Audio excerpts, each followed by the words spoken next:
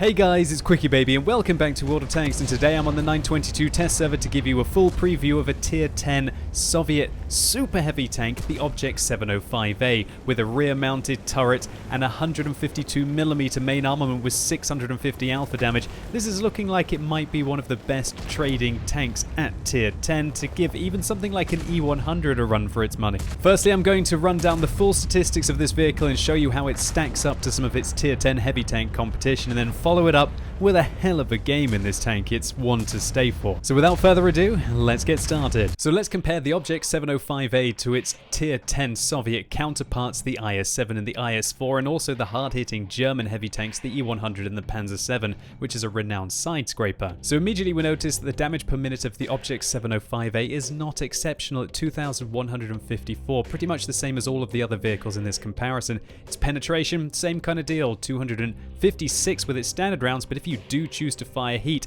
it's 310. I'm not sure what I think about that. When we look at the 150mm caliber shells on the E100, they have 334mm of pen. The IS-4 is the same deal, 340mm of pen, even though it's got that lower caliber gun. So the premium rounds on this tank, just a little bit worse than the other tanks, and that's definitely something to take into account if you're fighting against other super heavy vehicles. The alpha damage on this gun is kind of novel, 650. I don't think there's another tank in the game that does 650, but of course the Tier 10 tank destroyer, the Object 268 version 4, which will be coming as well in update 922, will share the same alpha. And so that kind of puts the Object 705A in between the E100 and tanks like the Type 5 Heavy, if you would choose to not use the derp gun on that tank, and also the Panzer 7. Nevertheless, this 650 alpha damage felt really good on the test server, definitely better than the 440 that the IS-4 hits. You don't have to shoot nearly as much with its 3.31 rounds a minute rate of fire, and so that allows you to focus on just angling your armor, maybe disengaging, and just trading more effectively. Now onto the gun handling, and it's pretty much the same in this comparison as well, 2.8 seconds, just a little bit better than the IS-7 and the IS-4 and the E100, but a little bit worse than the Panzer 7.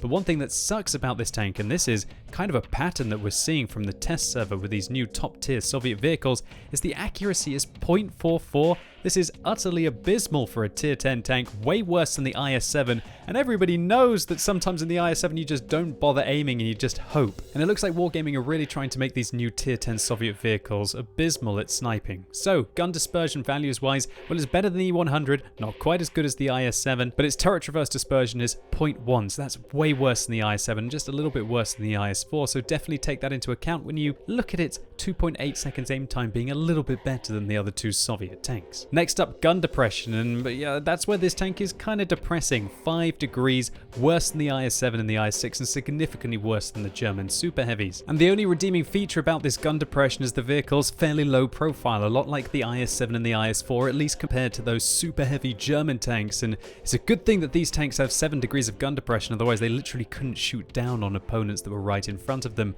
Nevertheless, 5 degrees feels rather awkward, and you're going to have some ridge lines that you just can't work with the 705A like you can with the IS-7 and the IS-4. Mobility wise, 40 kilometers an hour forwards, way better than the E100 and the Panzer 7, but not nearly as good as the IS-7 and just a touch worse than the IS-4. But boy does this thing get a powerful engine, 1,500 horsepower, and the vehicle weighs exactly 100 tons. That's way heavier than the IS-7 and the IS-4. That makes this tank exceptionally good if you want to just give your opponents a little bit of a bump. Even slight nudges in this tank and you're going to be taking off their tracks or just dealing lots of damage to their hull armor. And so that gives this vehicle a really good power to weight ratio of 15 exactly, 50% better than the E100 and the Panzer 7. Not quite as good as the IS-7 however, but a bit better than the IS-4. And its ground resistances, they're just as bad as the IS-7, so that's significantly worse than the E100 and the Panzer 7 and just a touch worse than the IS-4. This vehicle feels more mobile than the IS-4, definitely can accelerate up a slope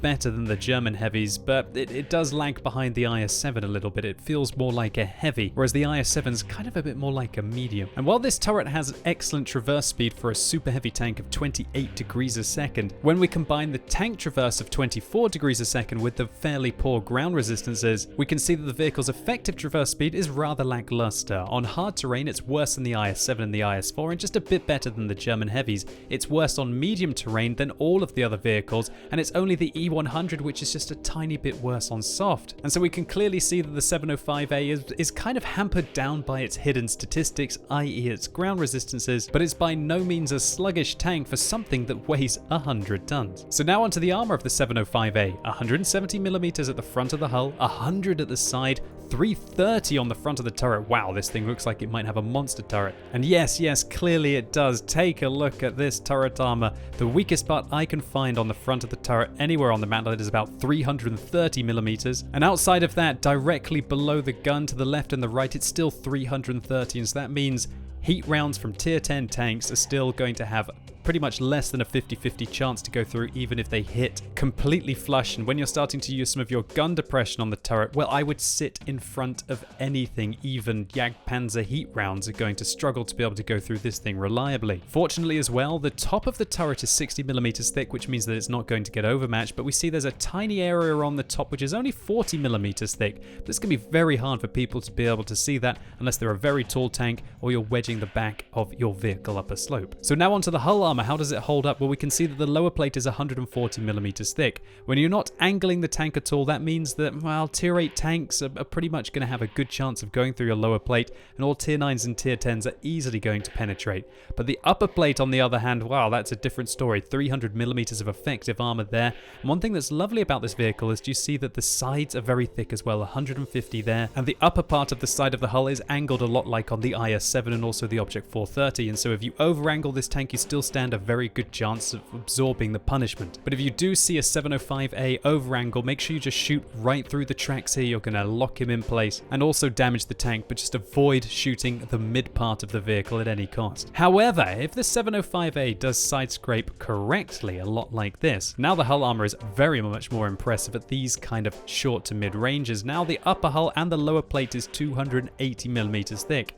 But of course, if the enemy is further away from you, then the lower plate is going to be significantly weaker. However, the whole point of this tank is the rear mounted turret, and so if you correctly angle like this as you side scrape round a corner, let's take a look at how hard it is going to be to go through this tank. So at this kind of an angle, the whole of the side is a ricochet and the upper plate is about 300mm of effective armor, and yeah, you're not going through the turret, and so that is what this vehicle is all about. Side scrape round a corner, hide your lower plate, or if you're caught out in the open, try and angle your lower plate as much as possible and hope that they ricochet off it, and then just keep going forward. One thing I'd like to highlight about the 705A though is that the side of the turret is not very impressive. Unlike, for example, the IS-7, everybody knows just how good the IS-7 side turret armor is. It's 185mm at its thinnest at the back, and so that means that the vehicle quite reliably still ricochets right up until you're shooting it flush. With the 705A, it's significantly weaker. Even tier 8 tanks are going to be able to go through here, and even if it over-angles, you've still got a good chance of going through. To go with this impressive armor, the vehicle gets a reasonable amount of hit points, 2,450, but it has very disappointing view range, 390, which means you're really going to struggle to get a decent amount unless you choose to sacrifice vents on this tank to be able to pick up coated optics instead. But you know what? I think that's quite enough theory crafting. Let's see how this beast performs on the battlefield. So here we go, we're rolling out on Tundra in a tier 10 only game. There are 2 artillery as well, that concerns me, but where am I going to be taking the 705A? Well, clearly into a position where I get to side scrape, and of course, down this flank, lots of lovely opportunities to work your turret armor. You only probably need about the 5 degrees of gun depression down there. But with 2 artillery on the enemy team, I've also got to be worried that they're not going to be sitting around at the back over there. Nevertheless, let's get an idea of the mobility of this vehicle. Wow, somebody really doesn't like artillery on our team. Okay. Now I think about actually going left there, but then I figure out that if I go and sit in this location, then I'm going to get shot by all the tank destroyers that like to sit around there, and there you go. I could have been that guy. Well, luckily I've got those 560 hit points, or, well, he might not have shot me, but it's about, I guess, making the right decisions, and hopefully I'm still learning. I have to admit, I do make those kind of little mistakes of driving out into the open and then getting shot by the aggressive players at the beginning, but you know, you got to pick your victories, right? Nevertheless, just get an idea of the mobility of this vehicle. While it is limited to 40 kilometers an hour, we haven't exactly raced into position. Whoa, that 650 Alpha feels very nice as we roll for 661 against the Foch B there, and his APCR round just ricochets right off our tank. Now as we move into position, let's see what we can do with this 2.8 seconds aim time. There we go. Well, the accuracy was awful. Did you see it went all the way to the left there? Nevertheless, we were lucky to still hit the weak point. Wow, that .44 accuracy already rearing its ugly head, even though we're fighting at short to mid-range combat.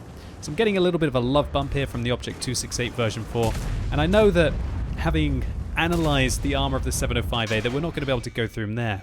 But that Object 268 version 4 just crested up and gave me right down onto his lower plate there. Now that lower plate is very well angled, and I'm going to be bouncing off that all day long unless he bucks his tank up over the ridge and we can manage to get a good shot up into the lower plate, and that's his weakness. Now we're firing heat rounds, and because we're firing heat rounds, we've got that extra clout, 310mm of penetration now, and we can aim down on the upper hull armor of the 705A and we're going to be able to take him out. Nevertheless, before we loaded the heat here, we'd still managed to penetrate 3 premium rounds, but you know, that 310 definitely going to be very useful against the 2684's lower plate. That thing's lower plate is an absolute monster. That'll be the tank review I think I'll be putting out tomorrow, so stay tuned to the channel for that. Nevertheless, a nice little push right through that flank, right? The 705A and the 2684 decide to push through, but I figure out that, wow, the enemy team are coming from the northeast. I have to defend the cap circle if I want to try and buy them time to be able to cap out. But considering this is a test server, they're probably not going to be capping out anyway.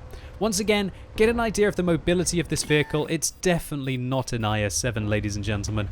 If you do want to have the more mobile heavy, well, clearly you want to go for that tank. However, if you want to have something that can just side scrape and not have to either expose its lower plate, or, you know, when you try and reverse out around a corner in the IS-7, then you expose your upper cheek parts. What I mean here is that if an IS-7 tries to side scrape, you can just shoot straight in here, or even shoot onto the beak.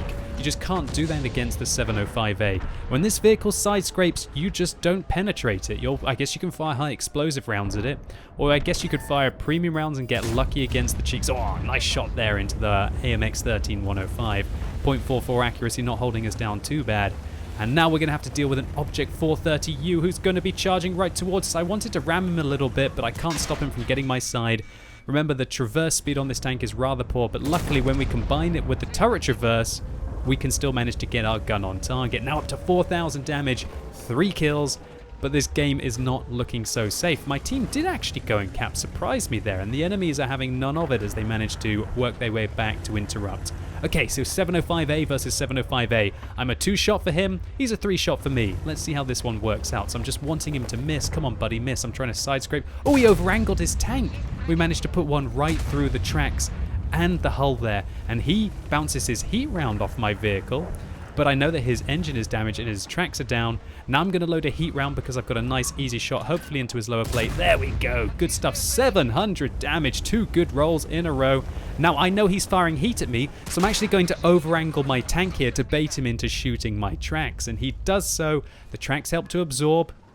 And we've still got decent armor down the side of the vehicle, so we absorb that shell. He misses 2 or 3 shots there, right? But we managed to pen all 3 of ours. Well, he missed 2 shots. We can clearly see that 1 was ricocheted and 1 was absorbed. But now we find ourselves in a 1 versus 3 situation, having just pretty much taken out the entirety of that heavy tank. Well, not quite the entirety. With 3 decent rolls, it was 3 good shots. Come on! Oh, mistake there by me. 160mm of well-angled armor there. Even a heat round isn't going to be going through that. Hopefully I can try and turn my tank around to be able to stop the 430U from shooting me. Oh, he doesn't have the depression. He bounces a heat round there, and he angles his tracks, and I do exactly the same mistake. Oh, bad shot there by me. If I'd been firing armor-piercing rounds there, we would have killed the 430U, but luckily I can push him around, use my upper plate, stop him from penetrating me, but his friends have started to arrive. Nevertheless, I can get below him, aim up into the side of his tank, and now, having penetrated the armor-piercing round, I'm going to load a heat round, and we're going to have to deal with a Super Conqueror and a 705A, and that Super Conqueror is on full hit points. How am I going to manage this? Well, I just realized I'm actually faster than a Super Conqueror in this tank. Sure, my traverse speed might be a little bit worse, but I've got good power to weight ratio, and at least on this surface, my ground resistances and my top speed shouldn't really hold me back that much. I bait the shot from the 705A. I turn my attention to the Super Conqueror. He bounces off, I guess, the side of my turret or the back of my tank. I put a round into him, now up to 7,000 damage. And I'm really starting to think maybe I've got a chance. Just a low roll here from the 705A. I get up in his face, I bounce the shot with my turret, and I casually put a round into the back of his tank while running away from the Super Conqueror. I'm kiting that Super Conqueror while angling my armor as much as I can towards the 705A. He misses, but the Super Conqueror now has turned around, had enough of my shenanigans, and he's going to come after me. Now I'm loading a heat round, but I can't quite depress the gun. I can't get the shot on target. I can't go through his upper plate, and the guy rams me, which takes my tracks off, and oh, bit of a heartbreak here.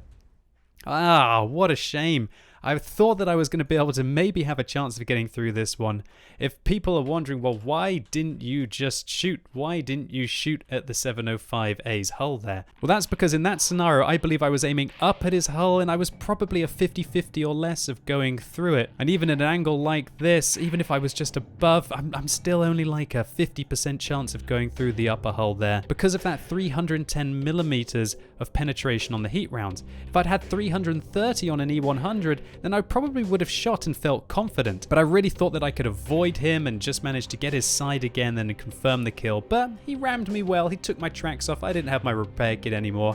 Nevertheless, a great fight for the 705A. So this heartbreak was still an ace tanker for the 705A and a high caliber we received for the 7,842 damage dealt. Look how much we bounced, 5,717. Pretty much all of the rounds that hit my tank were premium. Shows you what you can do with this vehicle, and even though this tank has got 0.44 accuracy, we were still able to hit every single shell that we fired, and 13 of those penetrated. But as we can clearly see, none of that was dealt from a distance of more than 300 meters. You really want to take this into a position to get a knife fight, because that's where your accuracy will be irrelevant, and then you can just focus on putting in those big 650 alpha damage hits. So the Object 705A, do I think it's going to be a new Super Conqueror and you should drop everything that you're doing to grind towards it? Well, I don't think that's going to be the case. Sure, the vehicle has some fantastic side-scraping potential, and it does have more alpha damage than something than an IS-4, for example, but I don't think the tank's going to be completely replacing a vehicle like an E100, and definitely not replacing something like the IS-7. I do kind of feel, however, that the Object 705A makes the IS-4 feel a little bit useless. And while there's no doubt that the vehicle is capable of excellent games, I don't think it does anything so much better than what we already have. But one thing is for sure, it feels really nice to have a side scraper that doesn't have a big old blaring weak point on the side of the tank whenever you want to try and use it, huh? And so ladies and gentlemen, that was my preview of the Object 705A from the 922 test server. I hope you enjoyed it. If you did, please give it a thumbs up. But if you absolutely hated it, give it a thumbs down. And let me know in the comments what you think about this tank. Do you think it looks crazy overpowered? And if so, why? Or do you think it looks very lackluster? And is it something that you're going to be grinding towards? And as always, thank you so much for watching. You've been epic, and hopefully I'll see you soon.